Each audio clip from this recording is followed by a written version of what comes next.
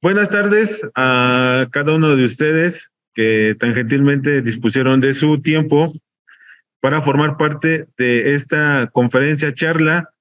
Y bueno, tenemos el gusto y el privilegio de contar con una de las personalidades importantes de nuestra actualidad con referente a este tema que es el muralismo,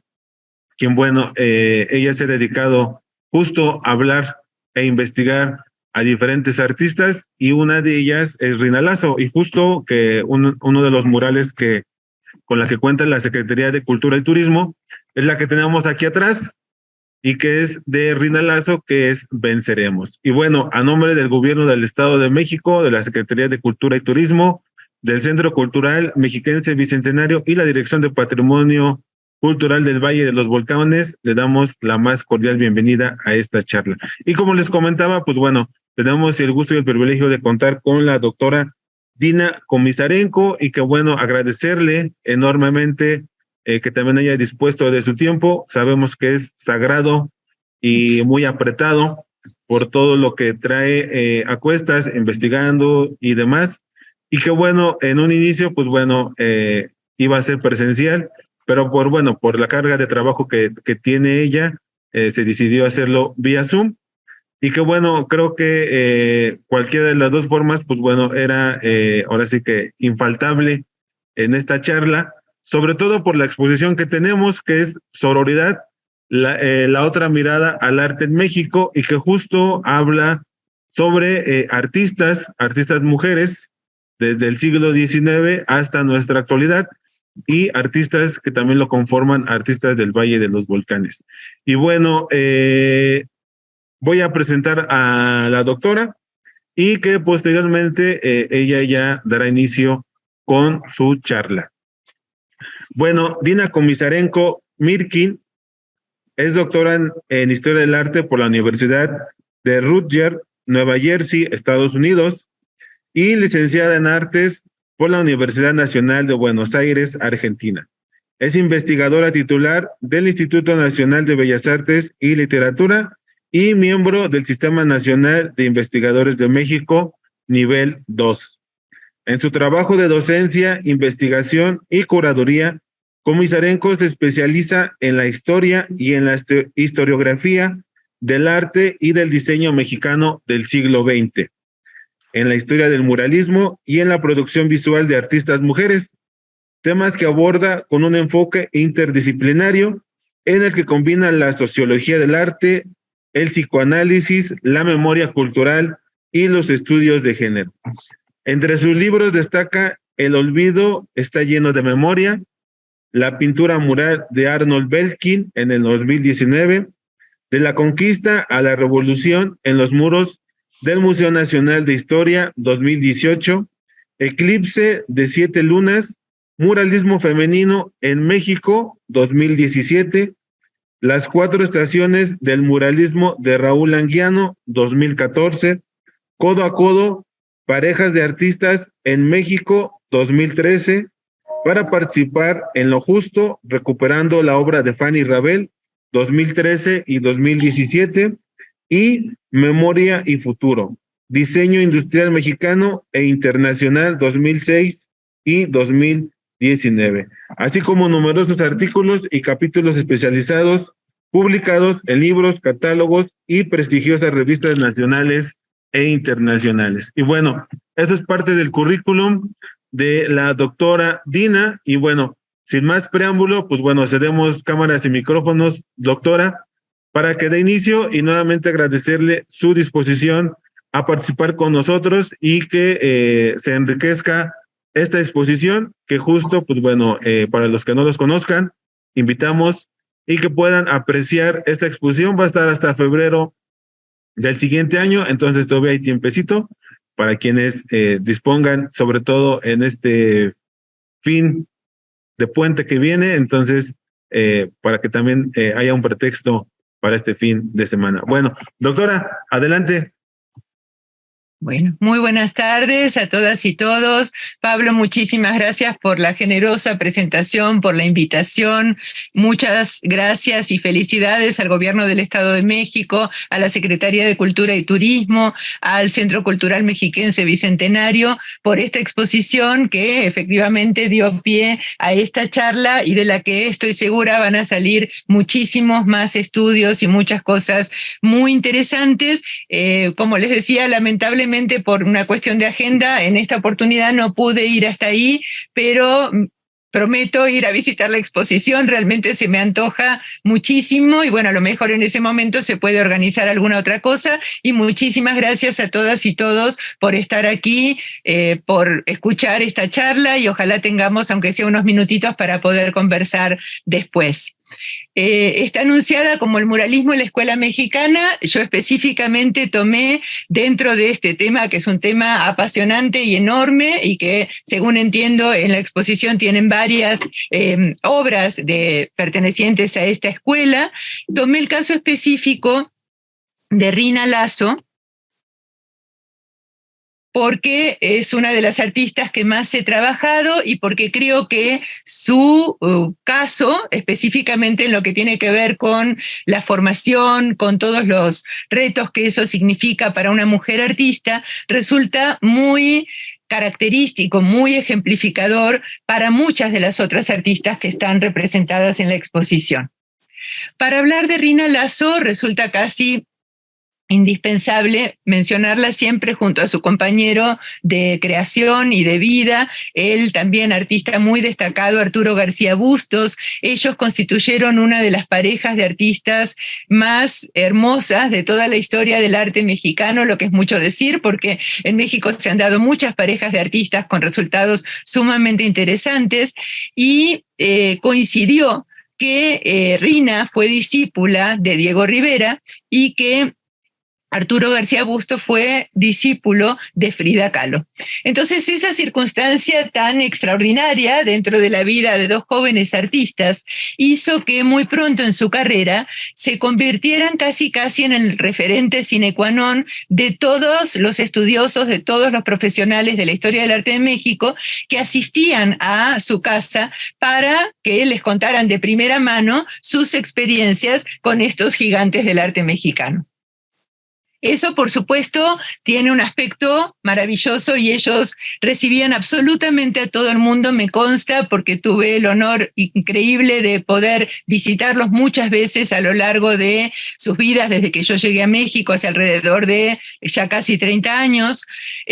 Recibían estudiantes, recibían gente interesada en el arte mexicano de todas partes del mundo, por supuesto de México, pero también de otros lugares, siempre con una gran generosidad, con una gran apertura. Pero resultaba, y eso me tocó presenciarlo en muchas de estas entrevistas, que muchas veces iban a entrevistarlo justamente para conocer sobre Frida y sobre Diego, y no tanto sobre la obra de ellos, que también es una obra extraordinaria. Entonces se fue generando como una mezcla rara entre la humildad, la generosidad, la admiración que esta pareja sentía por sus maestros y también como el esnobismo de mucha de la gente que los visitaba, que les interesaba más Frida y Diego por la fama que ya tenían, que aprender un poco de artistas más jóvenes como la misma Rina y el mismo Arturo, que quedaron ubicados dentro de la historia del arte, dentro de la historiografía del arte mexicano, un poco como dentro de la categoría de justamente los discípulos, ¿no? Lo que implica una cierta categoría menor que la de los grandes maestros, que serían Frida y Diego. Entonces, una de las cosas que a mí me interesa hacer en esta charla y en mi trabajo de investigación en general, es empezar justamente a deconstruir o a estudiar más a fondo esa relación. En este caso voy a hablar específicamente de Rina y de Diego, que fue una relación muy fructífera, realmente una circunstancia fabulosa, yo creo que para la vida de los dos, tanto de Rina como de Diego, como voy a explicar enseguidita, y en muchos casos pienso, como voy a tratar de convencerlos en la charla del día de hoy, que la discípula superó incluso al maestro en muchos aspectos. Ya les voy a explicar un poquito por qué estoy diciendo esto. Yo creo que Rina Lazo, como muchas de las artistas que están en esta exposición, son maestras, artistas en derecho propio. Y tienen una capacidad creativa, un talento, una manera de expresar el mundo en el que ellas vivieron realmente fuera de serie, que vale mucho la pena conocer. Entonces, un poco la intención es, partiendo de esa relación con su maestro, demostrar los aportes especiales que hizo Rina, que la ubican en la calidad de maestra también a ella y no solamente de discípula. Y como les decía, estoy tomando el caso de la pintura, específicamente Venceremos, que está en la exposición, que está en la colección permanente del Museo de la Secretaría de Cultura, porque tanto la pintura como el caso de Rina en general son muy representativos de muchas circunstancias que rodean a la vida de las artistas mujeres en México, pero también a su fortuna historiográfica posterior, ¿no? Como la que les estoy haciendo referencia ahora. Entonces, una de las cosas fundamentales en general en el arte, pero particularmente para las artistas mujeres, tiene que ver con la importancia que tiene la educación artística.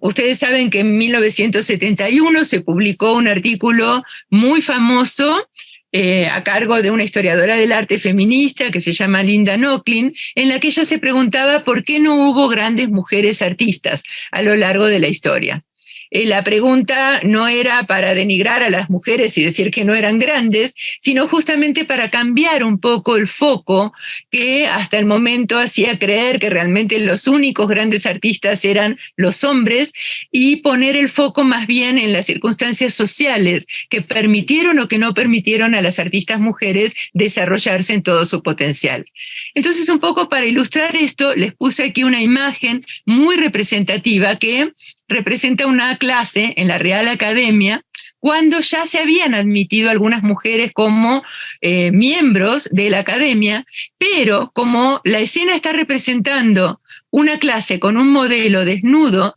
no se retrató a las mujeres en igualdad de condiciones que a sus compañeros o sus colegas hombres, sino que simplemente se puso un retrato de ellas en la pared, para que vean hasta qué punto incluso en la representación seguían vigentes todos estos prejuicios, que eran prejuicios muy perniciosos, porque, sobre todo en esa época, la pintura que más se valoraba era la pintura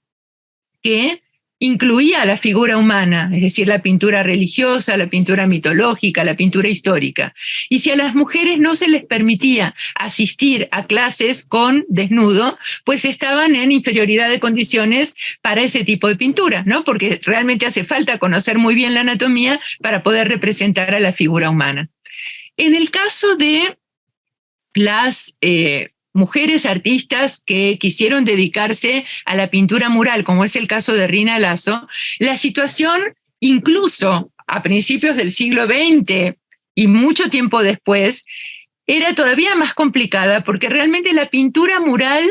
se convirtió, especialmente en México, en una especie de monopolio masculino. Se le asoció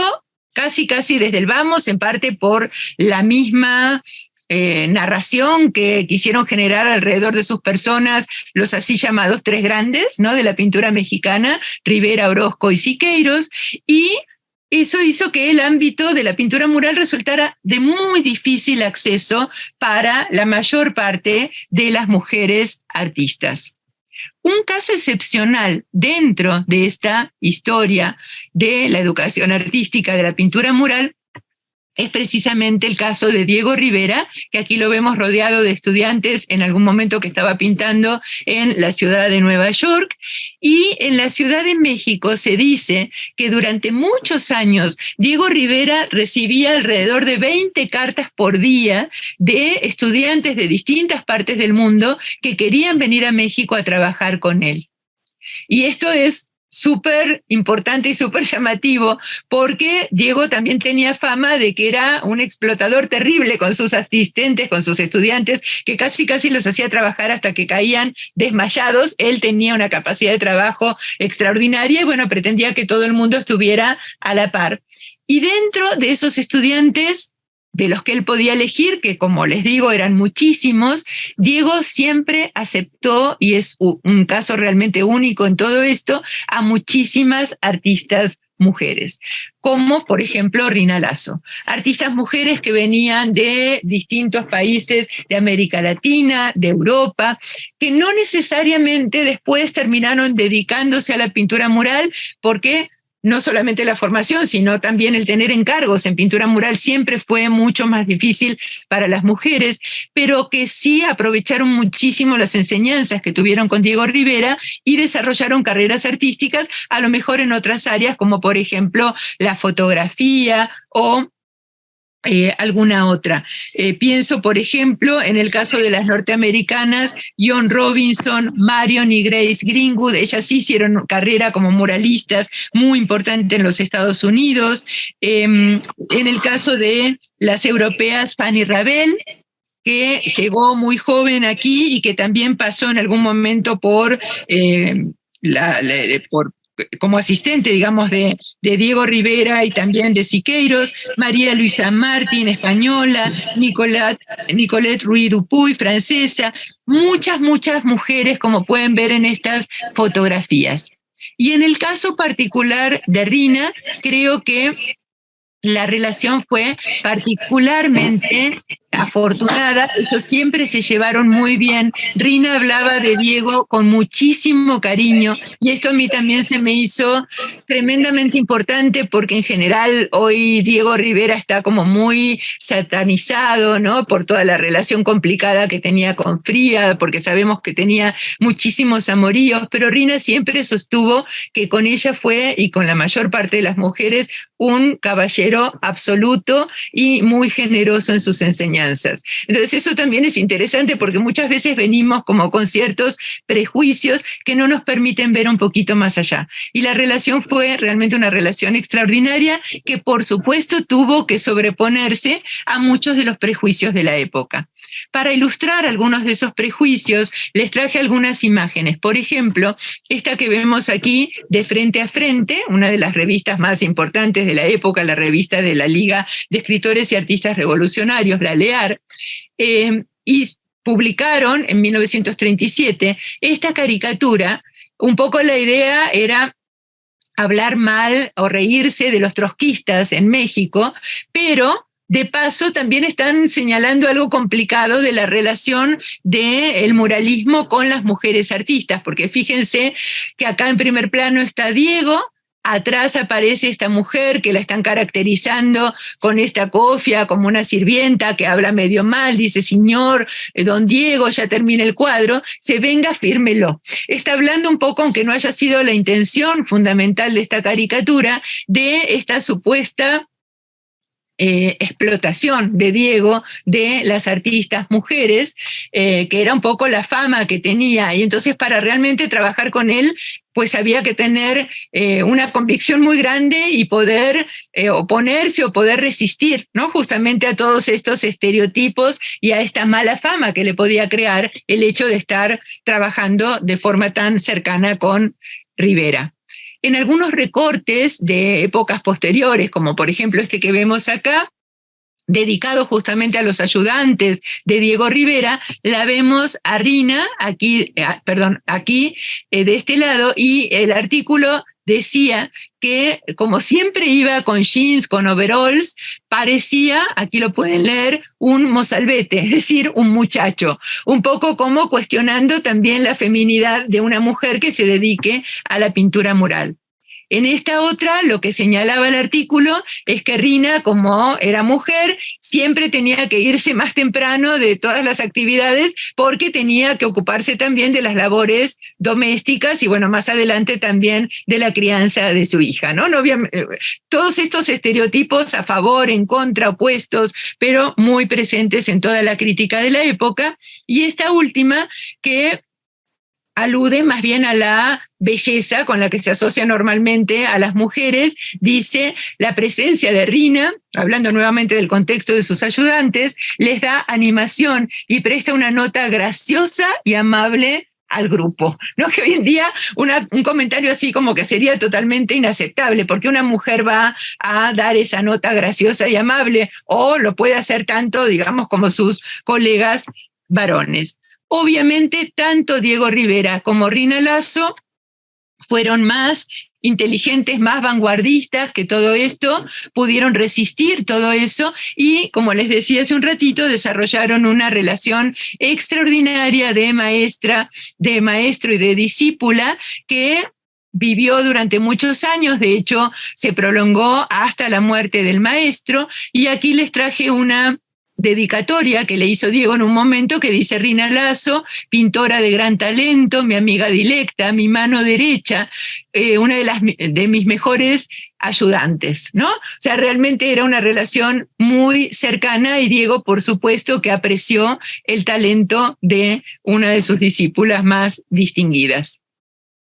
Por otro lado, también más allá de esta relación, obviamente Rina es importantísima, como les decía hace un ratito, por la misma obra plástica que produjo a lo largo de su vida, no solamente como asistente de Diego Rivera, sino su propia obra, y también por el enorme compromiso político que tuvo durante toda su vida. Aquí, para ilustrar eso, les puse un autorretrato en el que se puede ver, por ejemplo, aquí una manifestación con banderas rojas, ¿no?, que salen directamente de su corazón, y aquí la vemos en el momento en el que es trasladada a una de las cárceles donde estuvo prisionera durante 3 meses en 1968, durante el movimiento estudiantil. La acusaron de 1500 cosas, ninguna, por supuesto, era verdadera, pero bueno, ahí estuvo durante 3 meses, y ella contaba esa experiencia con mucho sentido del humor, que es una característica que tuvo a lo largo de toda su vida. Ella decía: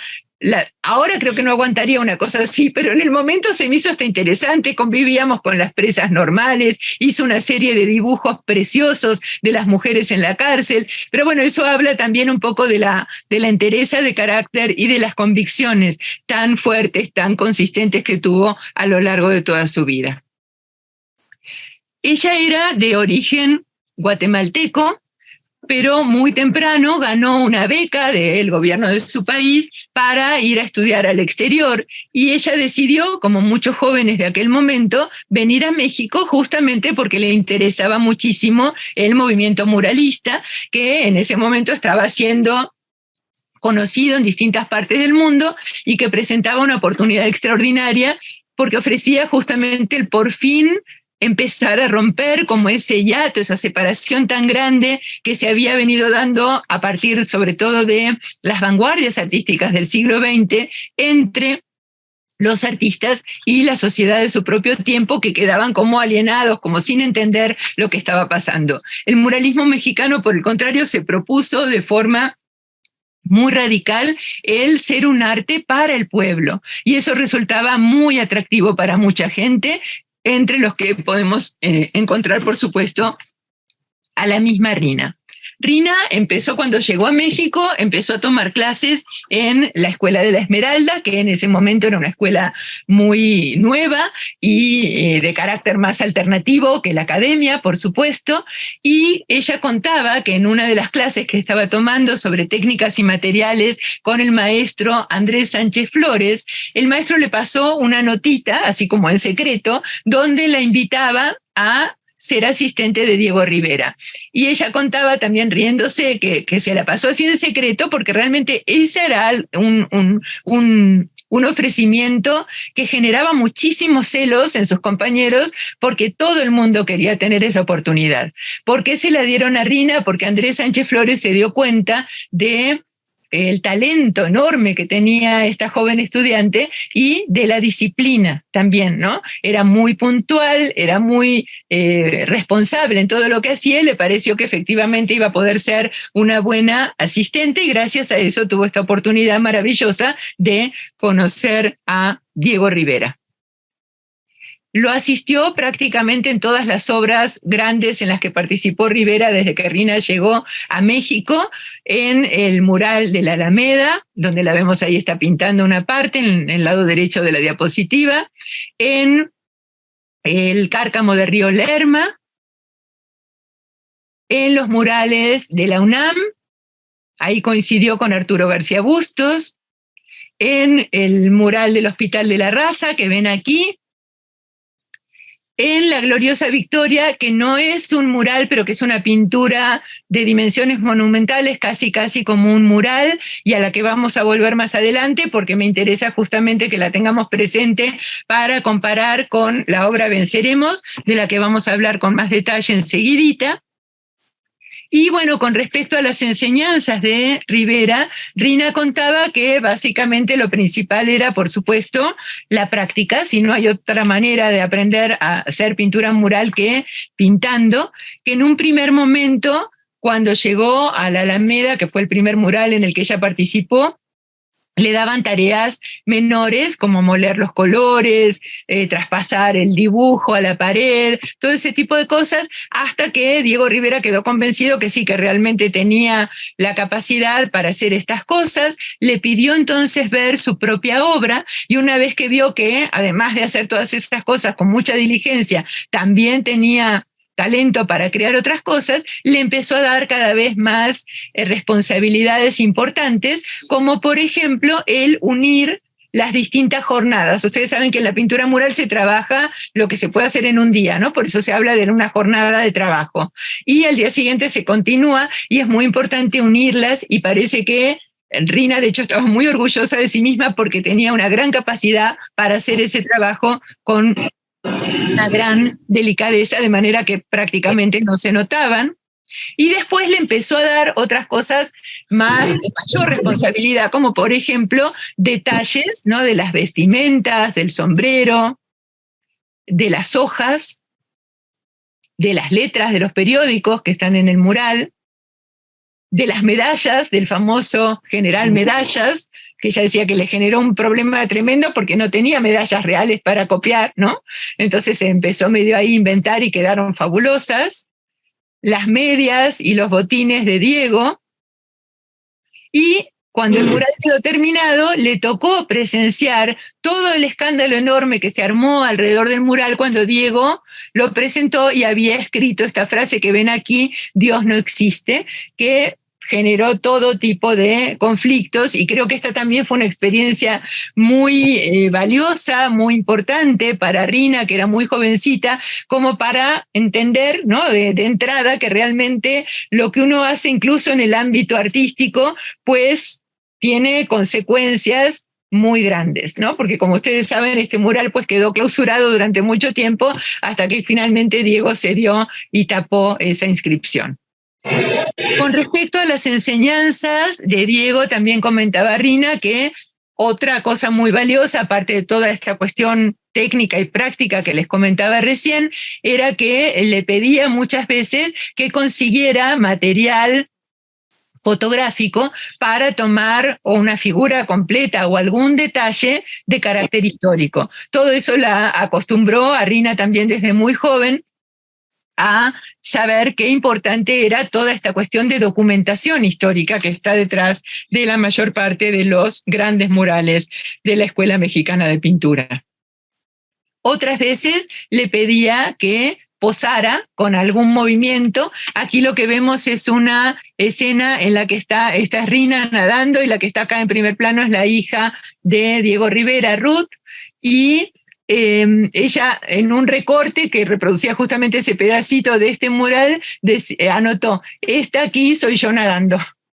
¿no? Como que eran estas cosas, estos recuerdos, estas cosas que realmente le resultaron pues muy significativas, ¿no? De esas que realmente marcan la vida de alguien. Y sobre todo, más allá de todas estas cuestiones de la importancia de la documentación, de la cuestión técnica, de la composición, del color, de todo lo que aprendió junto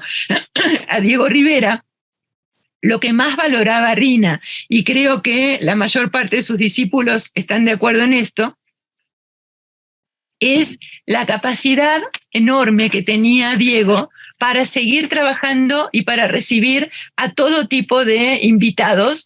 y tener pláticas absolutamente apasionantes sobre todo lo que se les pueda ocurrir, sobre política, sobre historia, sobre cuestiones sociales. Y dice Rina que realmente escucharlo hablar era una experiencia única, que se le pasaba el día volando, y obviamente en todas estas pláticas aprendió no solamente de cuestiones artísticas, sino, diría yo, y fundamentalmente de este compromiso político tan profundo que la caracterizó a ella y a su compañero de vida, Arturo García Bustos. Y efectivamente, muy jóvenes, los dos entraron, primero Arturo y después Rina también, a militar en el Partido Comunista. Ella decía que Diego jamás los había presionado, que realmente sí les hablaba de estas cosas, pero que los dejó con toda libertad que se acercaran al partido cuando a ellos les pareció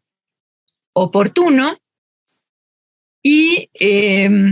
una diapositiva que les traje aquí, a lo mejor un poco fuera de este hilo cronológico que estoy siguiendo, pero que se me hace importante para entender ese compromiso profundo que tenía Rina con todos los postulados fundamentales de la Escuela Mexicana de Pintura, es esta historia muy bonita que también me narró ella de viva voz, que en algún momento en el Museo Nacional de Antropología e Historia de la Ciudad de México, el arquitecto Pedro Ramírez Vázquez invitó a varios artistas para hacer murales que acompañaran las distintas salas donde se exhibían estos objetos maravillosos de la cultura prehispánica que guarda el museo. Y entre esos artistas que invitó el arquitecto estaba su esposo Arturo García Bustos. Ella dice que en el momento sí le dio un poquito de, bueno, ¿por qué a mí no? Porque realmente ella tenía tanta o más experiencia que su marido en ese momento en la pintura mural, pero que un poquito después, 1 o 2 años más tarde, se organizó un concurso para ver quién iba a hacer las réplicas de los murales prehispánicos de Bonampak. Y Rina ganó ese concurso. Y yo le decía, bueno, pero ¿no te daba celos que a ti te tocó hacer réplicas y a tu marido le tocó hacer un mural que él creó? Y ella me decía que definitivamente no, que ella a lo mejor en ese momento sí lo resintió tantito, pero que con el tiempo se dio cuenta que lo que estaba haciendo con esas réplicas era infinitamente más importante que la creación de un mural individual suyo, porque gracias a esas réplicas es que podemos conocer estas maravillas de la cultura prehispánica que en su momento ya estaban en mal estado de conservación y ahora están todavía peor, pero que conocemos con gran detalle justamente por la labor extraordinaria que hizo Rina. Para mí eso es un ejemplo justamente de este compromiso, de este sentido de la importancia de la trascendencia del arte nacional que pregonaban pues casi todos los miembros de la Escuela Mexicana de Pintura, pero creo que Rina lo asumió con muchísima más profundidad. Realmente a ella no le importaba tanto el trabajo individual como artista, sino más bien todo lo que tiene que ver con la preservación de la cultura nacional, en este caso de la cultura prehispánica, y por esa convicción es que hizo también este trabajo, porque realmente fue una maravilla. Era difícil, casi las pinturas no se veían, había que humedecerlas para poder sacar las calcas, tomó pigmentos de la zona para realmente tener la paleta exacta, ¿no? Y por si fuera poco también hizo algunas acuarelas porque no confiaba en las fotografías. Realmente es un trabajo extraordinario, ¿no? Y lamentablemente, y un poco en el contexto de lo que estamos viendo, creo que hasta la fecha en el museo todavía no hay una plaquita que diga que estas réplicas las hizo Rina Lazo. ¿No? Un poco también para contextualizar un poco con lo que les decía hace un ratito el reconocimiento o falta de reconocimiento historiográfico a lo largo del tiempo. Como les comentaba, Rina y Arturo están muy, muy íntimamente asociados con Frida y con Diego, porque de hecho se conocieron gracias a ellos. Eso también es una parte muy interesante y muy romántica de la historia. Hubo una manifestación en un momento y Diego y Frida los invitaron respectivamente para que colaboraran con otros jóvenes a hacer carteles, telones para esa manifestación.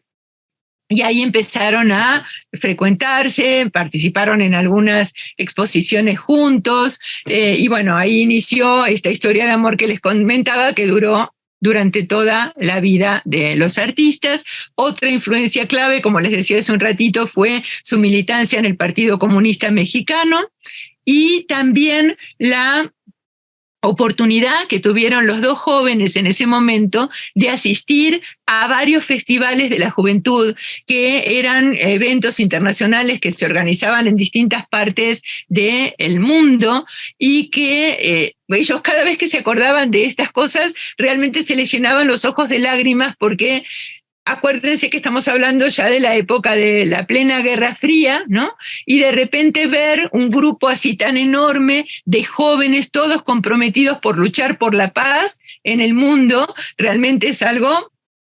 muy conmovedor y muy, pues, necesario, ¿no? De hecho, hasta la fecha, ¿no? Con lo que estamos viviendo hoy en día. Esta es una de las obras que hizo Rina justamente en relación con uno de esos festivales de la juventud a los que ellos asistieron, y yo creo que este ideal de un mundo de paz, ¿no? Que recibieron fundamentalmente a través de la participación en estos festivales, fue otra de las cosas que los marcó a los dos absolutamente para toda la vida, ¿no? Era como una de las consignas fundamentales que tenían, y que pusieron toda su vida y su obra artística para lograr justamente este fin. Temprano en su vida de casados y en su vida como artistas, el Partido Comunista los mandó a distintas comunidades, como pueden ver aquí, a pintar murales. Ellos contaban que en esas oportunidades se empezaron a hacer amigos, eran gente realmente adorable, gente muy empática con todo el mundo, especialmente con la gente que más sufre, y que empezaron a hacerse muy amigos de los campesinos de la zona, que los campesinos de la zona los invitaban a las casas, les contaban lo que estaban viviendo, y pues en esa zona hubo un evento terrible de represión, llegaron a matar a algunas de las personas que ellos conocían tan íntimamente. Ellos entonces empezaron a narrar eso en las paredes de los muros. Aquí se lo puede ver justamente cómo otros campesinos están llevando el ataúd de uno de los compañeros que habían sido asesinados, y bueno, finalmente los amenazaron a ellos también y decidieron irse. Pero bueno, de vuelta, fue otro de estos ejemplos que marcaron la vida de los artistas, que los convencieron de lo importante que era poner su arte al servicio de la sociedad, pese a que muchas veces esto resulta efectivamente muy peligroso. Más adelante, cuando en Guatemala, el país natal de Rina, se produjo la revolución socialista que ellos habían anhelado por mucho tiempo, la pareja decidió volver a, trasladarse a Guatemala. Arturo por primera vez, Rina regresar a su país, justamente para poner su arte al servicio de la revolución. A Arturo lo habían invitado a crear un taller de grabado, un poco como a semejanza del taller de gráfica popular de México, y Rina en ese momento empezó a crear un mural que se titula Tierra Fértil, que es precioso, que tiene muchas connotaciones simbólicas muy bonitas, no solamente en relación con la tierra propiamente dicha, sino justamente con esta efervescencia, con estas esperanzas que la pareja había encontrado en esa sociedad guatemalteca que estaba comenzando su propia revolución. Ellos contaban también muy emocionados cómo habían asistido a la entrega de tierras a los campesinos, y bueno, obviamente todo eso va a ir nutriendo a la pareja, y bueno, dramáticamente, el 3 de julio de 1954 se produjo un golpe militar para acabar justamente con ese gobierno socialista. Fue un golpe militar particularmente cruel, particularmente sangriento, y en ese momento Arturo regresó a México. Rina se mantuvo en Guatemala un tiempito más terminando su mural y ayudando a algunos de los artistas intelectuales que tuvieron que esconderse para no caer víctimas de esta represión terrible. Arturo contaba que Bueno, y esta es una foto muy famosa. Esta es una de las últimas apariciones en público de Frida Kahlo.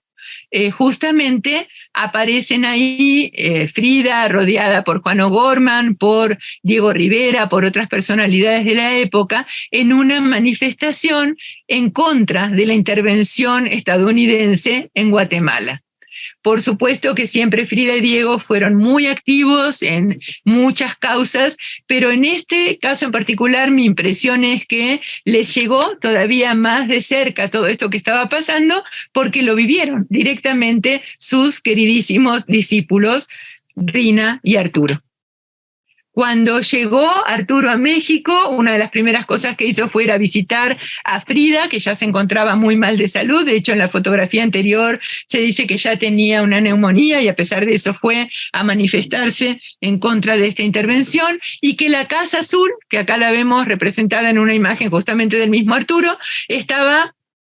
con las banderas de México y de Guatemala, justamente en señal del apoyo de esta pareja de artistas a el país hermano. Muy poquitos días después, bueno, Arturo decía que Frida le preguntó mucho sobre la situación en Guatemala, que él le contó todo lo que había vivido, que obviamente le debe haber impactado muchísimo, y tan solo algunos días después Frida falleció, y cuando la estaban velando en el Palacio de Bellas Artes, Arturo protagonizó esta historia muy famosa en el arte mexicano, que es que se le ocurrió y pidió la aprobación de Diego, por supuesto, antes, cubrir el ataúd de Frida con la bandera del Partido Comunista Mexicano. Y eso, pues, le costó el puesto a quien era director del museo en aquel momento.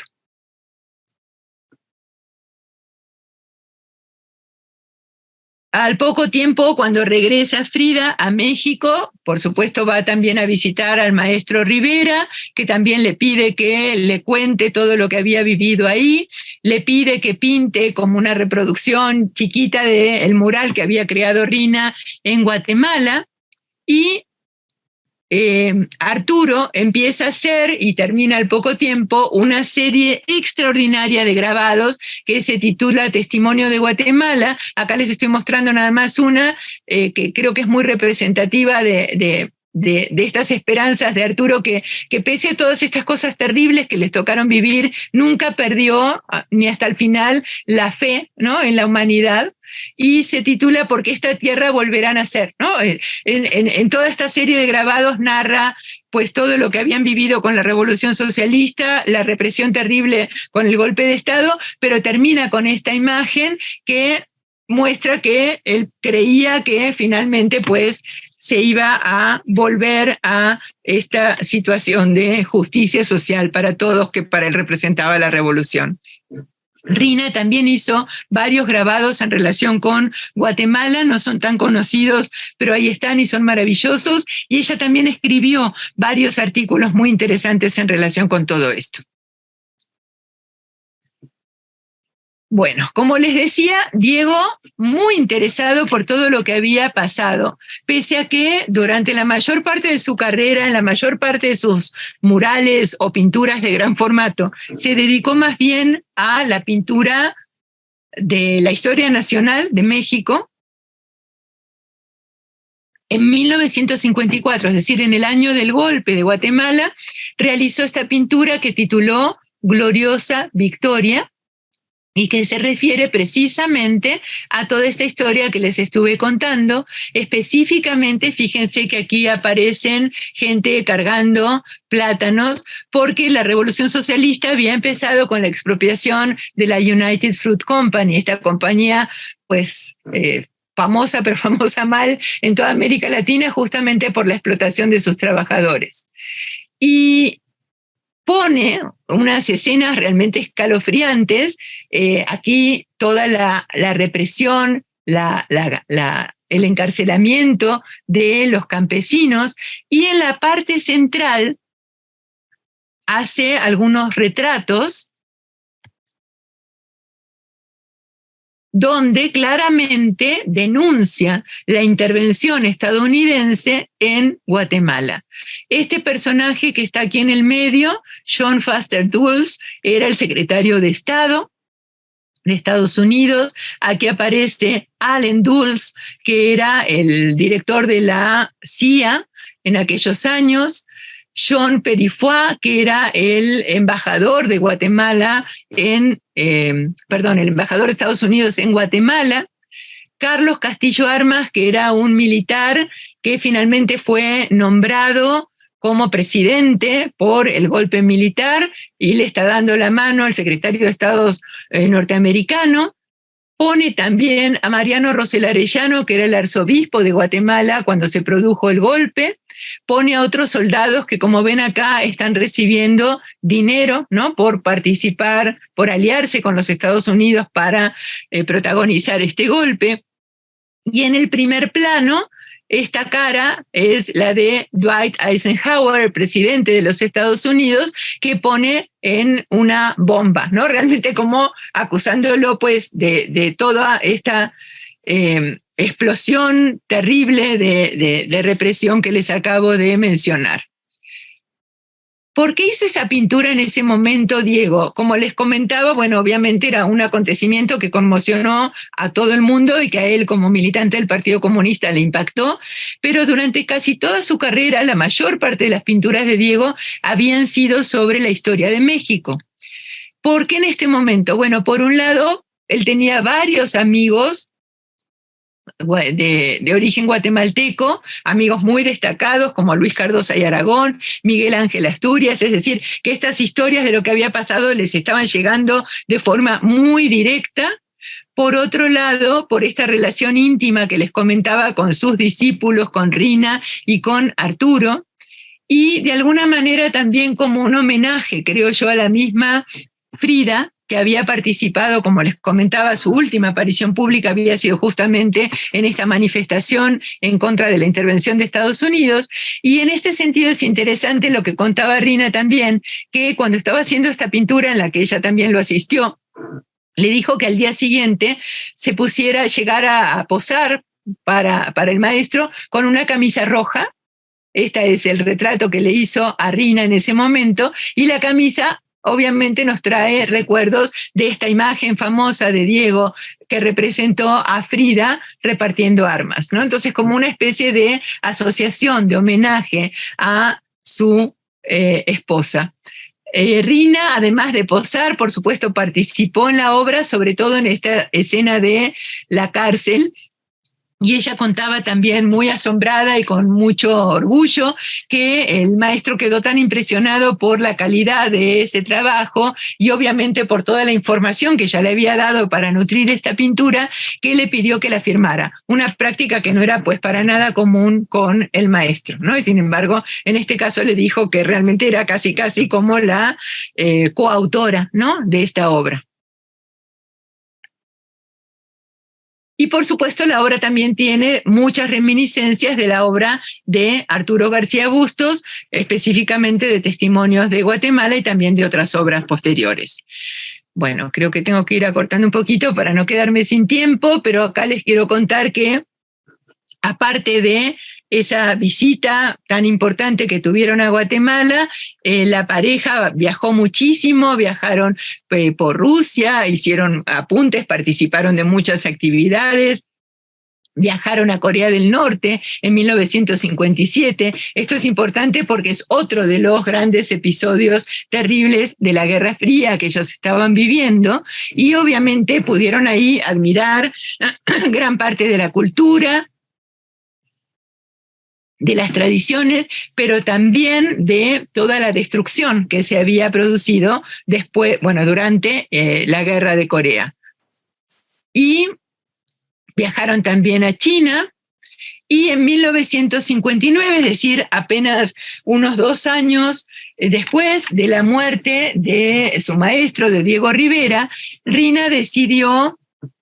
continuar con esta narración pictórica de la historia de su natal Guatemala, y en este caso ella se remontó un poquito más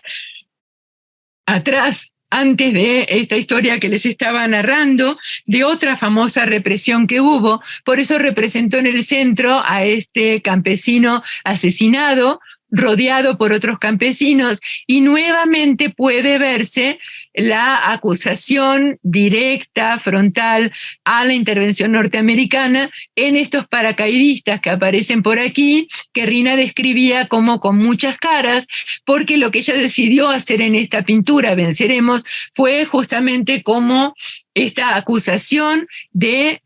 las distintas intervenciones de los Estados Unidos en distintas partes del mundo, en este caso justamente en relación con Corea, aunque parece que había una bandera de Corea que finalmente fue eliminada de la pintura, no sabemos los detalles de cómo ocurrió eso, pero hay todavía referencias a eso, y la intervención en Guatemala. ¿Sí? Entonces es como una especie de continuación del diálogo con la obra no solamente de su marido, sino también de su maestro, pero también con algunos detalles particulares, únicos, propios del artista, como por ejemplo el hecho de que podemos ver que muchas de las personas representadas, sobre todo esta que vemos aquí en un primer plano muy relevante, es una mujer. Y ella contaba cómo esta persona que en lugar de aceptar, como muchos otros, exiliarse o refugiarse en alguna de las embajadas, como hicieron otros intelectuales, sindicalistas de la época, ella, para salvar a su hijo, atravesó toda la selva, se escondió en la selva. Y también representó a algunos otros personajes históricos, como por ejemplo a Huberto Alvarado Arellano. Acá lo podemos ver al lado justamente de Rina. Ella lo había conocido junto a muchos otros personajes de la época en la Casa de la Cultura de Guatemala. Y bueno, él había sido un personaje muy activo en el Partido Comunista, en alguno de los sindicatos de aquel momento, y muchos años después también fue ferozmente torturado y asesinado. Y otra peculiaridad interesantísima de esta obra, que no quiero dejar de mencionar, es que quien posó para esta figura de este campesino asesinado fue precisamente su esposo, Arturo García Bustos. Y esto es interesante porque normalmente en la mayor parte de las pinturas suele pasar al revés, ¿no? Que las mujeres son las que aparecen como modelos, y en este caso Rina tuvo la libertad y la confianza suficiente como para invertir ese rol tradicional jugado por hombres y mujeres en relación con la creación artística. Entonces, bueno, yo creo que para concluir podemos ver que efectivamente hubo no solamente una relación en un sentido, es decir, como que Diego nutrió a Rina, sino que Rina también le aportó cosas importantísimas a Diego hasta el punto de influir, ¿no?, en esta decisión de hacer una pintura con otra temática de la historia contemporánea. Y otra cosa que quiero resaltar es que siempre la coherencia, el compromiso político y social de esta pareja de artistas, de Rina y de Arturo, fue realmente muy, pero muy profundo a lo largo de toda su vida. Es decir, que asimilaron todas estas características propias de la Escuela Mexicana de Pintura que aprendieron con sus maestros, pero hasta cierto punto creo yo que las profundizaron, que fueron hasta incluso mucho más coherentes, consistentes a lo largo de toda su vida y obra. Muchísimas gracias. Muchas gracias, doctora, por este excelente resumen, por así decirlo, de la maestra Rina Lazo, que bueno, yo creo que con todo lo que nos acaba de decir, pues bueno, gran parte también habla sobre esta parte del muralismo en general, pero bueno, que también se ve reflejado, o gran parte de eso se ve reflejado en la obra que hizo la maestra Rina, y que bueno, y que más que formó parte de la escuela junto con Diego Rivera, ¿no? Personaje tan importante dentro de nuestra historia, dentro de la pintura y dentro del muralismo. Entonces, pues bueno, agradecerle, y pues bueno, por cuestión de tiempo, y bueno, también por también el tiempo que tiene muy cortito la doctora, si tiene alguien alguna pregunta, vamos a dejar a 2 máximo. Si alguien tiene alguna pregunta o comentario que le puedan hacer ahora a la maestra, y hay que aprovecharla en estos escasos minutos que nos quedan. Entonces, si alguien quiere comentar algo o preguntar, lo pueden hacer.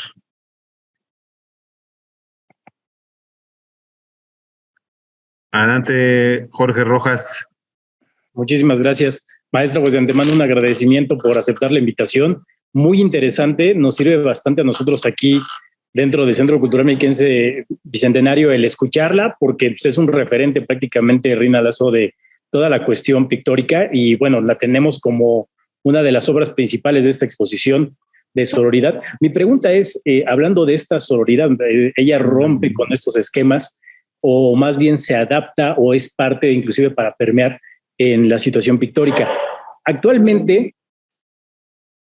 la influencia que tiene la maestra en la escuela del muralismo mexicano, ¿es realmente tan apreciada como quisiéramos o cree que por ahí le puede faltar? Comentaba que hay ciertas cosas que obviamente no se le reconocen, por ejemplo, la situación de esos murales en Bonampak,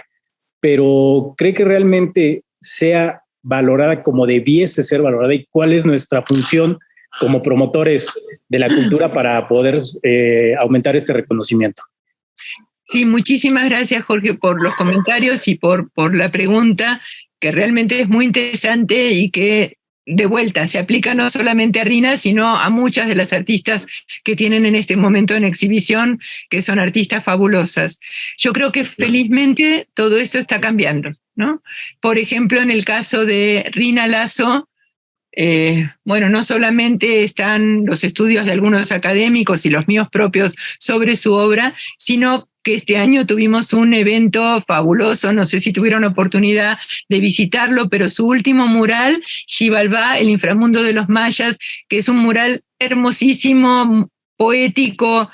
profundo, con una comprensión de la mitología prehispánica realmente muy interesante, fue exhibido en el Museo del Palacio Nacional de Bellas Artes. Y fue la primera vez que un mural hecho por una mujer artista se exhibió en el Museo del Palacio de Bellas Artes, que como ustedes saben es uno de los recintos más comprometidos con el arte y con la difusión, ¿no?, del arte nacional. Entonces ese fue un hecho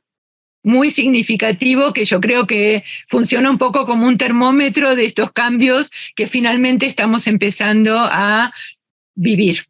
Lamentablemente esa exposición pues se hizo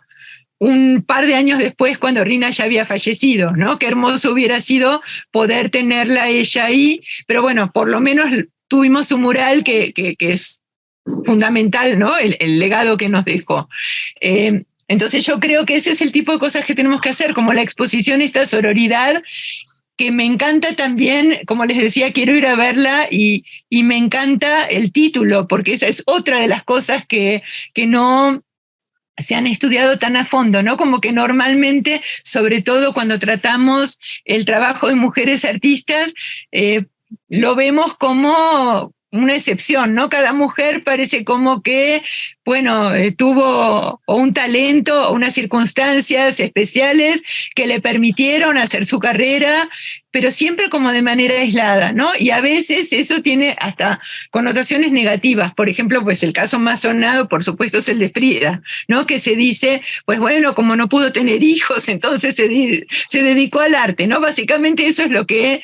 repite una y otra biografía que se han escrito sobre su obra. Y en realidad, estudiando, yo también he trabajado mucho la vida y la obra de Frida. Frida era una persona muy distinta a cómo nos la pintan, ¿no? Porque esas biografías parecen hacernos querer creer que era una persona que se la pasó llorando, sufriendo, porque no pudo tener hijos, porque Diego le metía los cuernos, por un montón de cosas, y en realidad Frida tenía una personalidad súper fuerte, súper alegre, y realmente eso lo vemos a través de sus pinturas, ¿no? Que también sufrió, por supuesto que sí, como sufrimos todos los seres humanos, pero la historiografía nos narra cosas muy distintas. Entonces, una de las cosas que tenemos que hacer es ser muy valientes y despegarnos, ¿no?, de esos discursos que vemos repetidas tantas veces, que de repente es difícil porque decimos, bueno, si este académico que yo conozco tanto dice esto y este otro vuelve a decir lo mismo y otro vuelve a decir lo mismo, ¿será que así fue? Bueno, en realidad no. Lo que pasa es que muchas veces caemos como en esa inercia de repetir lo que ya está escrito, y lo que tenemos que hacer es justamente ver con ojos nuevos, ir a las fuentes, ir a los documentos, y específicamente en el caso, les decía, de esta exposición, me fascina el nombre porque alude a estas relaciones, estos lazos afectivos e intelectuales entre las mujeres artistas, que muchas veces efectivamente tenían, que no eran seres aislados y que sufrían por esa soledad que se asocia así casi como indiscutiblemente con las mujeres, que ese más bien es como uno de los mandatos, ¿no?, de la sociedad patriarcal, justamente para evitar cambios, ¿no? Si estamos solas pensamos que todo lo que nos pasa a nosotras y a nadie más, y en realidad las mujeres, por supuesto que tenemos la capacidad de ser amigas de otras, y muchas veces en esa amistad es en donde encontramos fuerzas para seguir adelante. Hace poquito saqué un artículo sobre justamente la amistad de Frida Kahlo con Concha Michel, que era una folclorista y una militante también del Partido Comunista y feminista, vanguardista de la primera hora, maravillosa, y también con Aurora Reyes, otra personalidad genial que también está en la exposición ahí muy cerquita de la obra que vimos hoy de Rina Lazo. Y a través del estudio de esos lazos de sororidad, ¿no?, de esta hermandad entre mujeres, es que, por lo menos en lo que yo he visto, pude leer la obra, por lo menos algunas obras de Frida y de Aurora Reyes, con otra mirada, interpretando otras cosas que la separan de este discurso exclusivamente biográfico, ¿no?, que muchas veces se asocia con las mujeres. Sí, entonces esa es, creo que, otra de las tareas pendientes que tenemos que hacer. Es muy difícil, ¿no?, porque quedan pocos vestigios de todo eso, pero cuando se encuentran algunos realmente son increíbles. Y eso es algo que creo que justamente nos va a permitir esta exposición que tienen ustedes ahora, de cómo empezar a trazar estos diálogos, estos lazos entre las distintas mujeres de las distintas etapas históricas y de los distintos contextos. Sí, claro, de hecho una revaloración, ¿no?, a todo ese trabajo, porque los tiempos donde se llegaron a hacer esos registros pues han cambiado, se han modificado, y podemos tomar no solo como estandarte, sino como ejemplo la labor de estas extraordinarias mujeres que a su vez también tienen una vida ordinaria en muchos sentidos. Muchísimas gracias, maestra. Así es, gracias, muchas gracias. Pues,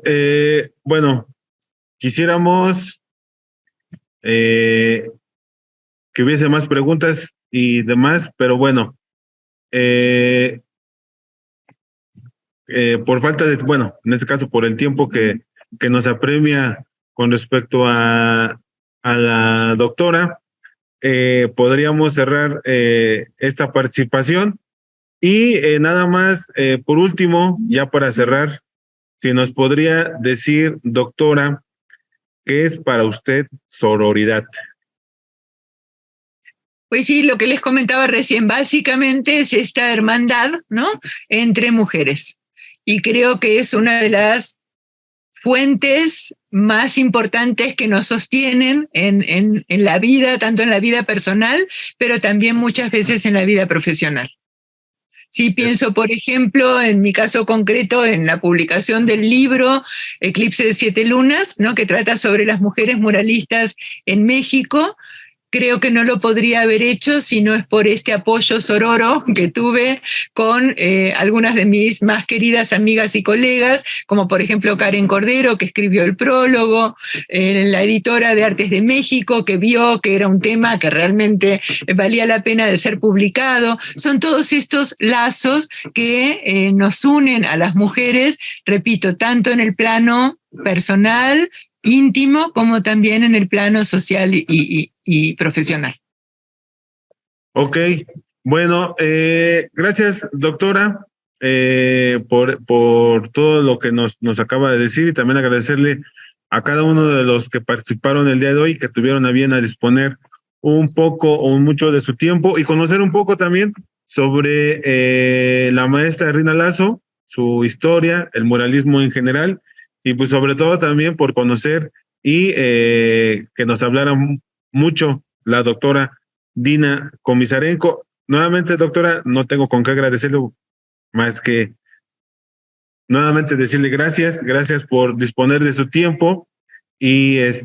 formar parte justo de esta exposición a través de esta charla que es Sororidad, la otra mirada en el arte en México. Entonces, nuevamente, gracias y justo queda abierto la invitación, tanto para usted como para los que nos escuchan y ven, para que puedan venir y apreciar esta exposición, que como les decía en un inicio, va a estar hasta el mes de febrero del siguiente año y el acceso es completamente gratuito. Los horarios es de martes a sábado de 10 a 6 y los domingos de 10 a 3. Los días lunes no se abre y pues bueno, si alguien tiene o quiere que se les dé una visita en especial, con todo gusto nos puede llamar o escribir y se las agendamos. Entonces, doctora, ¿algo más que agregar? No, muchísimas gracias por la invitación, muchísimas gracias a todas y todos por su atención, por sus comentarios, y sé que fue un poco cortito y apresurado, pero bueno, si tienen alguna otra pregunta, con gusto se las respondo por correo. Perfecto, pues bueno, nuevamente agradecer y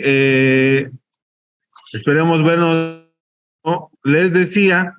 pues aquí nos vemos en el Museo del Centro Cultural Mexiquense Bicentenario en Texcoco. Que tengan una feliz tarde y nos vemos pronto. Hasta luego.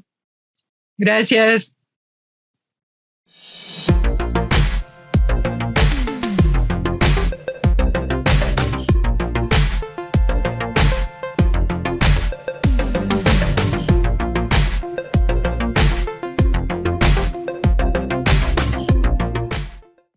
Edomex, decisiones firmes, resultados fuertes.